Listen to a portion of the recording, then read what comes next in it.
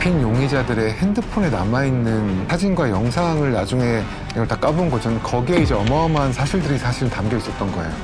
막내가 봤을 때 형이 만든 이 훈련에는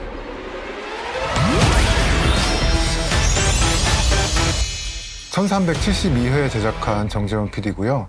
이번 편은 미국의 그 조지아주의 둘루스라는 한인타운이 있는 곳이 있습니다. 그러니까 한인이 운영하신 사우나가 있어요. 근데 거기 주차장에서 9월 12일 날 밤에 주차가 돼 있는 어떤 차량 트렁크 시신이 발견이 된 거예요. 김지현 씨의 시신이 발견이 됐고요. 트렁크에서 시신이 발견됐다고 했으니까 차량을 운전해서 가지고 온 사람이 있을 거 아니에요. 경찰이 이제 그걸 조사를 했죠. 다음날 바로 추정되는 집으로 이제 가요. 그 집에 있던 사람들, 그 사람들 전부 검거를 합니다. 근데 검거를 해가지고 조사를 해보니까 이 사람들이 자신들은 그리스도의 군사들이라는 단체의 소속원이라고 얘기를 하고,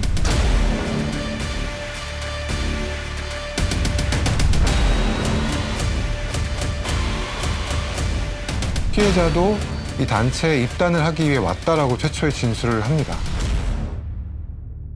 보통 저희가 이제 한국에서 일어난 사건들을 많이 해왔는데, 근데 그때 갑자기 이제 미국 현지에서 뉴스가 나온 거예요.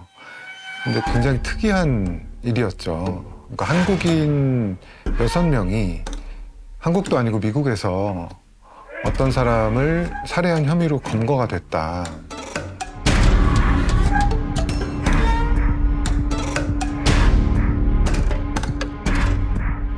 근데 이게 단순한 살인사건이 아니라 어떤 이단 사이비 종교적인 단체와 관련이 있다라고 최초의 기사가 나왔었어요.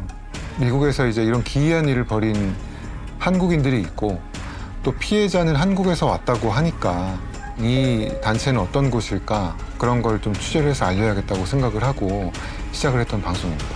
가해자 혹시 정리 한번 해주실 수 있을까요?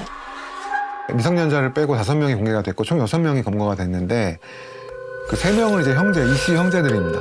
그 다음에 또 하나는 케빈이라는 사람이 있어요. 또 다른 이씨는 이 집안과 사촌입니다. 이제 마지막으로 첫째인 이민우의 여자친구, 가명으로 이다영이라는 사람이 있어서 총 6명인 겁니다. 그리고 가장 최근에 검거된 이 이씨 형제들의 어머니, 그 집에 있던 이 목사의 아내인 거죠. 총 7명이 지금 검거가 된 상태인 겁니다. 첫째 아들과 관계된 사람이 많은데 첫째 아들 이민우는 이 집단에서 어떤 역할이었던 건가요? 이 그리스도의 군사들이라는 조직을 만들고 이 고문에 가까운 훈련의 형태를 조직하고 이 모든 과정을 주도한 거는 첫째인 이민우라는 거죠. 네. 근데 저희가 유족을 통해 확인을 해보니까 이민우가 계속 그 피해자 어머니한테 연락을 합니다.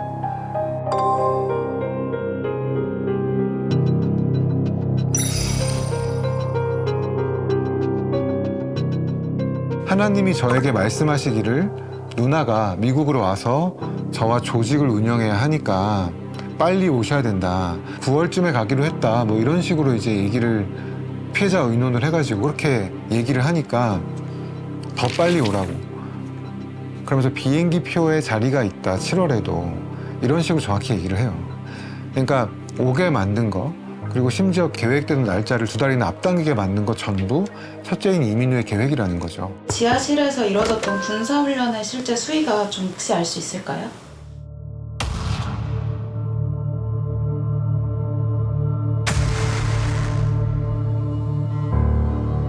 잡힌 용의자들의 핸드폰에 남아있는 카카오톡 메시지, 그 다음에 사진과 영상을 나중에 경찰 수사를 하면서 이걸 다 까본 거죠. 거기에 이제 어마어마한 사실들이 사실은 담겨 있었던 거예요. 경찰이 정확히 이렇게 표현을 합니다.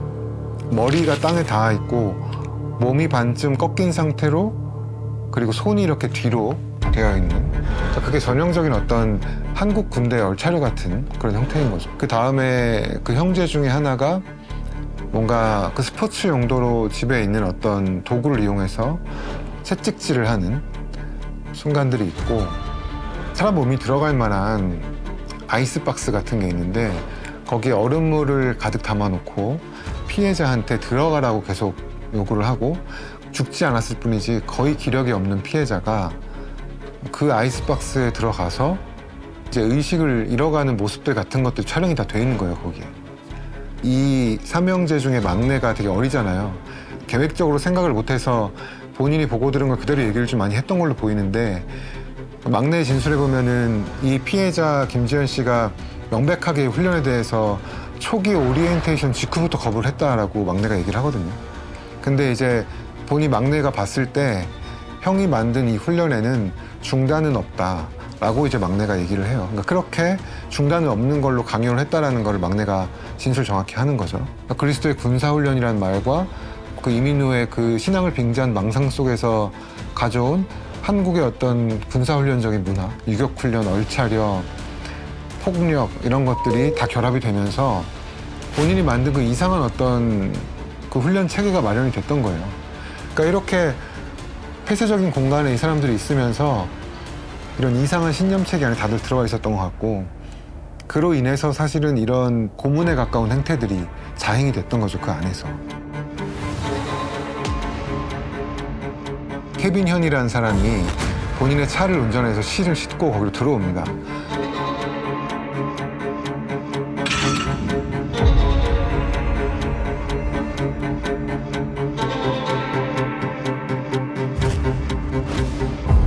케빈 현 씨는 왜 이 목사의 집에서 살게 된 건가요? 케빈이 이 집에 살게 된 과정과 관련해서 시신의 이 존재에 대해 최초에 신고했던 그 아버지 진술 내용 속에 의미 있는 부분이 있습니다. 케빈이 본인과 얘기를 하는 사이가 아니었다는 거예요. 케빈이 그러니까 이 집에 원래부터 가정이었던 게 아니고 이 집에 입양이 됐던 한국인이었거든요. 근데 근래는 사이가 그렇게 좋지 않았던 걸로 보여요. 케빈의 입장에서는 이 집에 있는 것보다 오히려 이렇게 신앙적으로 가깝고 본인이 굉장히 의존하고 신뢰하게 된 이민우의 집에서 사는 게 본인 생각에 더 좋았다고 생각을 했던 것 같아요. 케빈 현 씨의 좋지 않은 몸 상태가 이 목사 삼형제의 폭력 때문인가요? 저희가 이제 어렵게 그 CCTV 영상을 확인을 할 수가 있었는데, 그 케빈의 차가 이렇게 주차를 하고 옆에 아버지의 차가 주차가 되는데, 케빈은 자기 차가 먼저 왔는데도 내리지를 못해요. 그 조금 있다가 케빈이 내릴 때의 상태를 저희가 확인을 해보니까 이미 어떤 알 수 없는 이유로 심각한 부상을 입고 있었던 상태였던 거예요. 거의 뭐 거동이 안 되기 때문에 부축을 해가지고 이제 옮깁니다. 부축을 해서 옮긴 뒤에 그 병원으로 이제 가는 거죠. 그러니까 실제로 그 케빈이 병원에 입원했을 때 케빈을 대면한 경찰의 말에 의하면 몸에 어떤 그 구멍과 가까운 형태의 상처들이 많이 있었다고 하고, 몸 곳곳에 여러 가지 이제 부상의 흔적들이 이제 있었다라고 하거든요. 그러니까 심리적 지배를 당하면서 고문에 가까운 일을 당한 피해자일 가능성이 굉장히 높고, 그러면서도 이 사람들의 지시를 받아서 피해자가 사망을 하고, 그리고 이 시신이 유기되는 과정에 적극적으로 가담하게 된, 어떻게 보면 굉장히 잔혹한 범죄를 저질렀지만 안타깝기도 한 사람이 케빈이라는 거죠.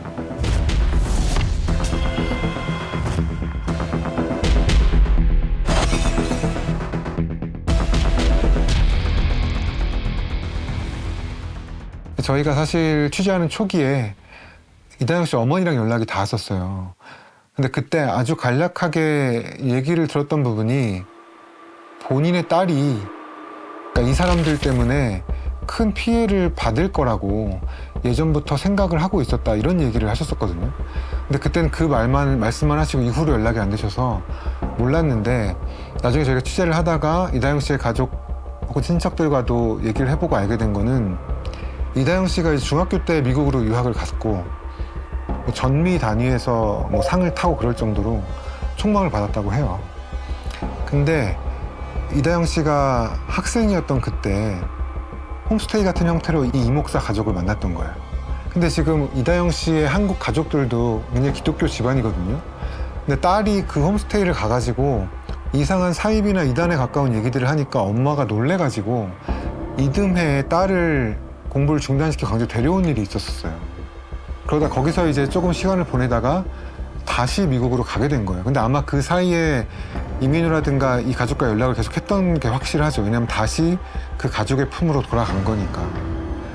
어머니 입장에서 봤을 때는 이 씨들의 신앙으로 인한 피해자였던 사람이 가해자 집단의 일원이 돼서 범죄를 행하게 되는 어떻게 보면 굉장히 안타까운 이 시간이 흘러갔던 게 아닌가 또 생각을 하게 되는 거죠. 이 목사의 아내였던 이은주는 이 사건과 어떤 관련이 있는 건가요?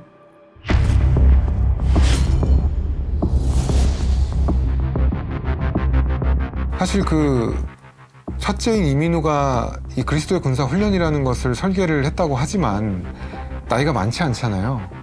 어떤 신앙적인 영향을 받은 신앙적 모체가 있지 않을까라고 생각을 하는 거죠. 그 이민우의 간증 영상 속에서 보면 어머니가 먼저 어떤 신비한 일들을 행했다라고 본인이 얘기를 합니다. 근데 저희 엄마는 항상 집통계시 받고 방언 기도를 막 15시간, 16시간 엄청 하고 계시도 많이 오고 그런 분위기 때문에 엄마가 지금 하잖아요. 얼마 안 되는 데로 엄마가 하면 역사가 바로바로 나타나요. 그리고 미국에 가게 된 과정에 대해서 주변 사람들한테 어떤 뭐 특별한 이유가 있다거나 이제 이런 측면보다는 어머니 이 씨의 꿈속에 하나님이 나와서 미국으로 가라라고 말을 했다는 거거든요. 나는 신의 말을 듣는 사람이다. 그때부터 그 어머니 이 씨는 그런 생각을 했던 것 같아요. 그거를 그 자식들도 그렇게 생각을 하고 있었던 것 같고 그 한국에서 이 가족을 알고 있었던 사람들의 말에 의하면 이런 판단을 주도적으로 하는 것은 어머니 이 씨지 이 목사가 아니었다는 거거든요. 그래서 이제 저희가 이제 판단을 했을 때는 피해자를 직접적으로 사망하게 만든 폭력의 시작은 이민우라고 우리가 봐야겠지만 사실상 이런 기괴한 신앙적 조직의 형태가 시작된 그 씨앗으로 봐야 될 건 어머니 이 씨라고 봐야 되지 않나 그렇게 생각을 합니다. 그리고 케빈이 주고받은 메시지 이제 이런 것들을 보면은 피해자가 사망하기 전에 상황에 대해 얘기하고 사망한 이후에 시신을 어떻게 처리할 것이냐 엄마 이 씨랑 이제 의논한 정황들이 거기에 다 담겨 있습니다. 가해자들이 한국에서 다녔던 교회는 정상적인 교단은 맞아요? 네. 이 사람들이 한국에 다녔던 교회는 정상적인 교회고 피해자 모녀하고 이 가해자 이 씨 가족들이 한국에서 원래 알던 사이였다고 했잖아요. 근데 이 사람들이 어떤 서울의 기도원에서 같이 좀 기도도 드리고 했던 사이였거든요. 한국에 있을 때 원래. 근데 이제 그때까지 뭐 이런 일을 벌일 정도의 어떤 이상한 형태는 아니고 근데 이게 신앙적으로 보자면 약간 그 애매한 경계에 있는 게 뭐냐면 그러니까 방언이라는 거는 어떤 교단에서는 이런 것들에 대해 배척을 하거든요. 근데 어떤 교단에서는 인정을 하죠, 방언이라는 건. 집통계시라는 것도 어떤 선을 넘지 않으면 뭐 그럴 수도 있다고 생각을 하는 사람들도 있는 것 같아요. 근데 이 정도 영역에 걸쳐 있는 어떤 믿음들을 본인들이 그 기도원 안에 공유를 했던 것 같아요. 기도원이라는 거는 사실 어떤 교단에 속한 게 아니다 보니까 이 기도원에 속해 있으면서도 이 이씨 가족과 피해자 모녀는 다른 교회를 다니고 있었거든요. 그 다닌 교회가 문제였던 게 아니라 그런 믿음 체계를 공유하는 사람들이 기도원 안에서 이제 그 신비주의에 가까운 형태의 믿음 생활을 했던 게 아닌가 생각이 돼요. 저희가 그 아버지 이 목사를 어렵게 그 만나서 인터뷰를 할 수 있었는데요.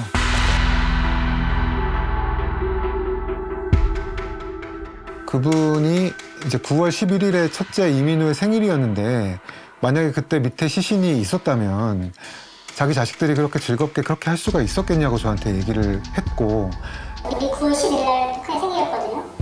그럼 같이 자주는 밥도 먹고 아니 그 애들이 주야에 시체가 있는데 이렇게 할 수 있는 건 그건 말이 안 되잖아요. 세 형제분은 모른다는 거예요, 그런 상황을? 어떻게 죽게 됐는지를? 그러니까 죽은 거를 모른다는 거죠. 시체가 어떻게 오래됐는지도 모르고 제가 아는 거는 애들은 죽은 거 관련이 없다.